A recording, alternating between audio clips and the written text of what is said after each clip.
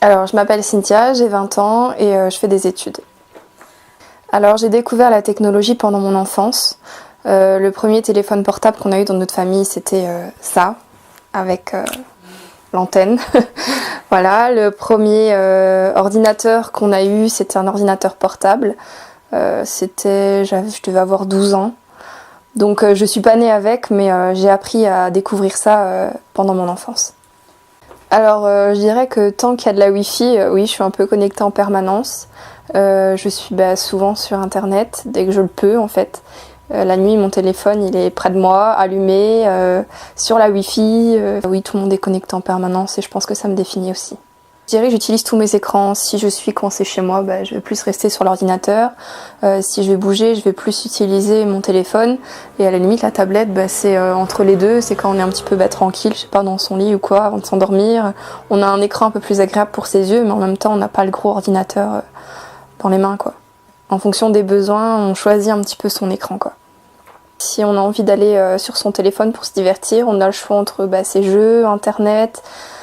Enfin tout maintenant, on a tout sur les téléphones. J'aime bien de temps en temps me caler devant des chaînes sur YouTube par exemple, je peux passer des heures si ça m'accroche. Alors quand j'ai pas mon téléphone, je dirais pas que je me sens sur une autre planète, je dirais que je me sens plutôt nue, ou je me sens un petit peu comme l'intrus dans ce monde où tout le monde est toujours sur son téléphone, c'est toujours l'angoisse quand on n'a aucun moyen d'être joint ou de joindre.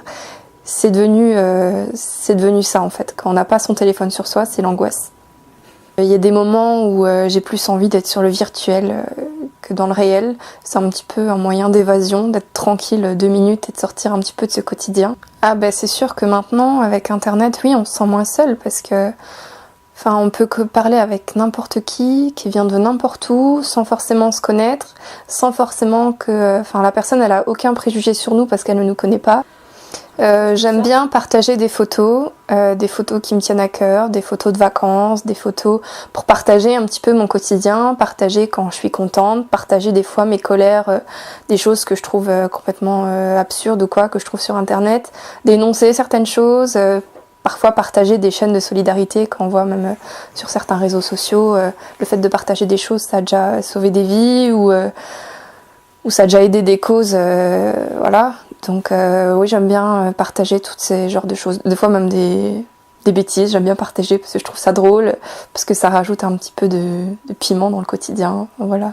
Oula, une chaîne YouTube non, mais un blog oui, quand j'étais plus jeune. C'était les tout débuts, les blogs, Skyrock, tout ça.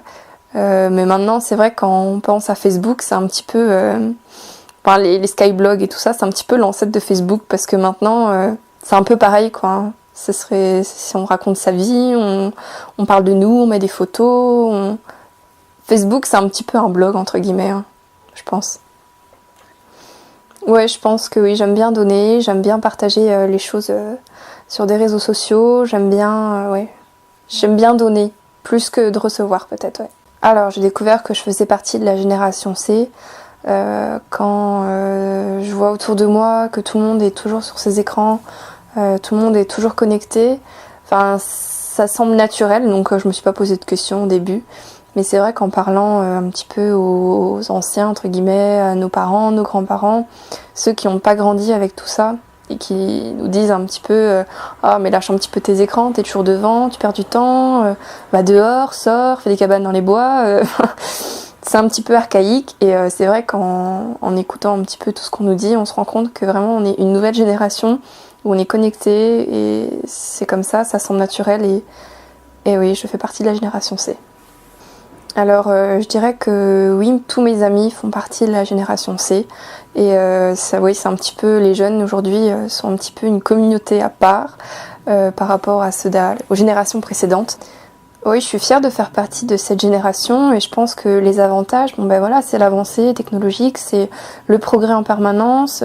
La technologie a déjà sauvé des vies, elle en sauvera encore. C'est une avancée, que ce soit multimédia, que ce soit médical, que ce soit dans l'automobile.